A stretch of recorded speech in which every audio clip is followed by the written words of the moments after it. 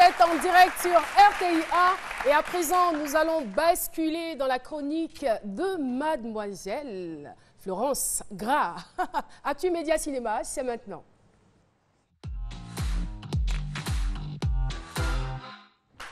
Alors, qu'est-ce qu'elle nous réserve aujourd'hui, Marie-Florence Gras? Je veux faire un bisou au petit bébé qui est né le 23 novembre. Le 23 novembre, il aura 1 an. Ça va faire 1 an. Le 24? Le 24 novembre. Le petit qu'on vient de voir. Ah, c'est gentil. Oui. Donc, alors aujourd'hui, dans Actu Média Ciné, on parle de 2 choses. D'abord, dire qu'en ce moment, il y a le Discop 2014 qui se tient à Jobourg, à Johannesburg. Et c'est du 5 au 7. C'est le marché africain d'achat et de vente de contenu télévisuel. D'accord. Et donc, si vous avez besoin d'informations, vous n'avez qu'à suivre le JT de 20h, là-bas, oui, sur RTI1. On a toutes les informations sur le Discop. Il faut dire que la Côte d'Ivoire est à l'honneur cette année. D'accord. Et on a une correspondante qui s'appelle Christelle Menon qui fait un travail formidable. Super. Et il y a combien de pays qui participent? Les pays qui participent, il y en a plusieurs, africains en tout cas. J'imagine qu'ils doivent être aussi nombreux. Oui, et donc à 20h, donc, dans le JT, pour plus d'informations. Toutes les informations. Merci beaucoup. Voilà, Christelle Menon. Deuxième chose dont on parle, c'est le talk show qui est diffusé sur Vox Africa. Ça s'appelle Le Grand Talk, présenté par Jean-Jacques Varol. Donc, le Grand Talk, c'est de cela qu'on parle aujourd'hui. Il faut dire que c'est un programme qui est diffusé sur Vox Africa, comme je le disais. C'est une chaîne panafricaine, bilingue et indépendante, la première en Afrique de l'Ouest. Elle est présente en ce moment par ses bureaux qui sont à Abidjan depuis décembre 2011. Et c'est sur cette chaîne-là qu'on regarde le Grand Talk. Donc, je vous explique rapidement c'est quoi. Le Grand Talk, ça traite de tous les sujets. Donc, sans faux fuyant, c'est une émission qui est ouverte à tous les débats, donc politiques y compris. Et l'objectif étant de mettre en avant ceux qui font bouger la Côte d'Ivoire dans tous les domaines. Donc, c'est un 52 minutes, 6 caméras, des chroniqueurs comme Adama Daïko et Christiane Bandama. Donc, on imagine un peu le style de l'émission, présenté par Jean-Jacques Varol. Donc, si tu le permets, Caroline, on va juste regarder un extrait. Bien sûr, et on revient juste après.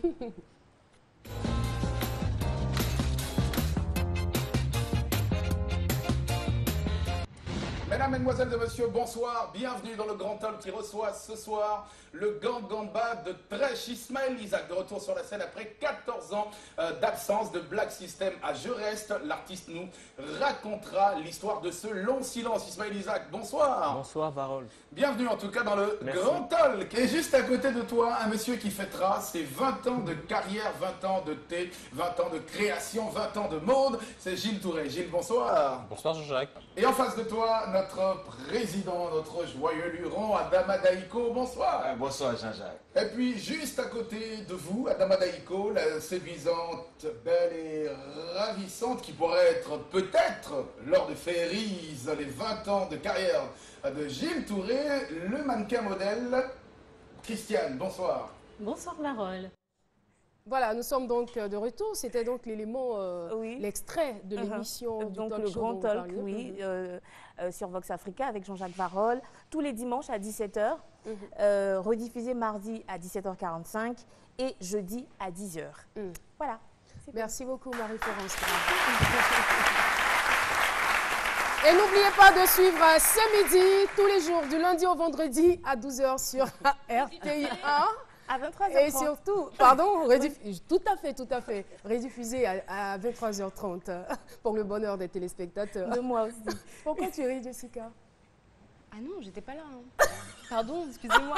Mais c'est grave. C'est grave. Elle rit et elle dit qu'elle n'était pas là. T'étais où là? Dis-nous. Elle n'a pas envie de dire pourquoi. Voilà. Alors, ce midi se poursuit et comme toujours, nous avons des invités surprises. Celui que vous allez voir a été très jeune acteur. À l'âge de 10 ans, je crois, il était l'enfant de Were Liking et de Souleymane Collé. Paix à son âme. On l'appelait l'enfant lion. Il est avec nous et on saura avec lui ce qu'il est devenu. Saint-Zé est avec nous. Saint-Zé Matura, l'enfant lion. Et ce que je remarque tout de suite, c'est qu'il a sur son t-shirt un lion. Un lion, simplement. Voilà. Ouais. Simba. J'en ai pas peur, hein, moi. J'ai pas peur des lions. Quoi? Tu n'as pas peur de lion? Non, du tout. Ben, faut avoir Comment peur. allez-vous? Ça va, Bon, ça va bien. ça va très bien. Alors, après ce film, je crois qu'il a été diffusé en 1993. C'est ça, ouais. Uh-huh. Au cinéma Le Studio, avec M. Diakabé Pascal, et puis après c'est passé au cinéma Ivoire. Après le film a fait le tour d'Afrique. C'est sorti aussi au Burkina, chez M. Idrissa Ouedraogo, où le film L'Enfant Lion a fait recette au ciné Burkina. J'étais même au Burkina. J'ai participé dans un de ces films qu'on appelle Kato Kato. On peut nous rappeler la trame du film? C'est une histoire d'abord qui parle d'un enfant qui a grandi avec un petit lionceau et ensemble ils ont grandi. Ensemble, les deux partaient à la chasse et puis bon, l'esprit de la forêt a fait que les deux se sont croisés et puis après ils sont devenus comme frères et sœurs. Et l'histoire continue comme ça. Ah, ça me fait penser un peu à Mowgli, là. Mais lui, c'est les loups. Ouais.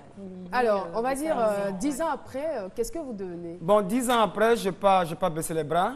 10 ans après, je suis reparti au village, puisque c'est là-bas que j'ai été choisi comme acteur principal. Quand je suis arrivé au village, bon, ma maman, bon, elle était toute triste. Mais comment ça se fait que tu quittes à Paris, tu reviens au village? J'ai dit, mais maman, c'est un contrat signé. Donc, je n'avais pas le choix. Elle voulait que son fils reste à Paris. Voilà. Bon, en fait, c'était un contrat signé. Bon, moi, j'étais encore mineur, je ne connaissais pas mes droits, franchement. Et puis, le film, j'ai tellement risqué ma vie. Il y avait des parties tellement risquantes. Ah bon? J'ai même été mordu par des lions au Zimbabwe. Ah ben. C'était pas facile. Donc, arrivé au village... On va dire que vous revenez de loin. Ouais, je reviens de loin. Parce qu'à l'époque, normalement, on ne savait même pas que c'était un petit Ivoirien. Moi, j'ai été Vous avez quel âge exactement? Bon, actuellement, je suis... Non, en ce moment, au moment du tournage du film. J'avais 10 ans. 10 ans. 10 ans quand j'ai fait le film. Alors. J'étais où là? Bon, je disais qu'à mon retour, je suis parti au village. Maman n'était pas contente parce qu'après avoir fait un film si grand, bon, comment ça se fait que Et si dangereux? Dangereux surtout. Votre vie. Parce qu'il y a les parties où j'ai tourné avec des abeilles. Oui, mais on a vu les abeilles. C'était pas vraiment facile. Mais moi-même, je n'arrivais pas à comprendre pourquoi j'arrivais à faire tout ce rôle. Et j'ai fini par comprendre que c'était un don de Dieu. Franchement, il faut Peut-être que l'avouer. vous étiez au fond de vous un lion. Ouais, un lion. Parce que c'était l'esprit même qui me permettait de faire ça. Mais je veux savoir, est-ce que vous avez poursuivi, vous avez continué le cinéma ou vous avez arrêté? Oui, bon, il faut le dire, en Côte d'Ivoire, on ne tourne pas assez. Parce que quand moi je suis venu chez moi, je voulais quand même montrer à tout le monde que c'était mon enfant lion, mais j'ai vu que je n'avais pas assez de soutien. C'est grâce à M. Topsom de Tol Visage qui me faisait quelques, comment on appelle, enfin, Qui vous aidait bon, un peu. vous voilà. n'avez pas pris sur vous. qui m'aidait un peu Voilà, par rapport au ok. Facebook et tout, avec M. Diakabé Pascal du cinéma Le Studio. Mais après, je suis allé au Burkina, j'ai croisé M. Idrissa Ouedraogo. Là-bas, vraiment, j'étais beaucoup respecté. J'ai figuré dans beaucoup de films. D'accord. Vraiment, ça m'a plu. Et après, je suis venu à Abidjan, j'ai tourné avec un Français qu'on appelle Guy Richard. J'ai fait Black Star, avec la présence de 10 000 dangers. D'ailleurs, c'était à Yopougon, au camp militaire. Un court-métrage que j'ai tourné. Et aujourd'hui, où est-ce Aujourd'hui- qu'on vous retrouve? Bon, aujourd'hui, je suis conteur. Ah, d'accord. Je fais des comptes à la télévision avec Maman Diane Fayelou. Ok, notre Ah, réalisatrice. Ouais, votre réalisatrice. Oui. En fait, je vais dire que je n'ai pas abandonné parce que moi-même, je suis né dans l'histoire. Donc aujourd'hui, j'écris des scénarios. D'accord. Je suis poète, narrateur, conteur, compositeur. Bon, j'ai un don à moi que je veux exploiter. Donc vraiment, j'ai besoin de soutien en fait. D'accord. Et je vous remercie d'avoir m'avoir invité dans votre émission. Vraiment, c'est un plaisir pour moi parce que c'est la première fois là. Et c'est nous qui vous remercions parce que c'est pas toujours qu'on a des grands lions, parce que Grand vous lion. êtes maintenant un grand lion sur ce plateau. Simba, Merci encore. Simba. J'ai envie de lui demander, est-ce que si Très c'était... rapidement, Oui, Philo. si c'était à rejouer, reprendre le film actuellement, tu allais le reprendre dans la forêt encore? Avec les Bon, abeilles. tu sais, le pouvoir que je possède, c'est un pouvoir qui vient de très loin. Moi, on ne peut pas s'asseoir comme ça pour parler de ça, c'est confidentiel au fait. Ah, d'accord. Voilà. Ah, Vous non, allez voilà. vous entendre. Voilà, on va s'entendre. Vous allez vous entendre rapidement. Merci beaucoup. Merci à vous. Sanzé Mathurin, je c'est rappelle qu'il a joué dans L'Enfant Lion en 1993. Merci d'être venu sur notre plateau. C'est moi qui vous Ben, on vous remercie. souhaite une belle carrière d'acteur Merci. avec votre courage et votre force surnaturelle. Merci.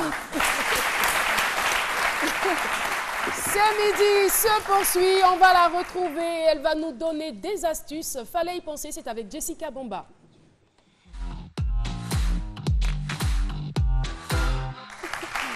Alors Jessica, le grand moment est arrivé. Le grand moment.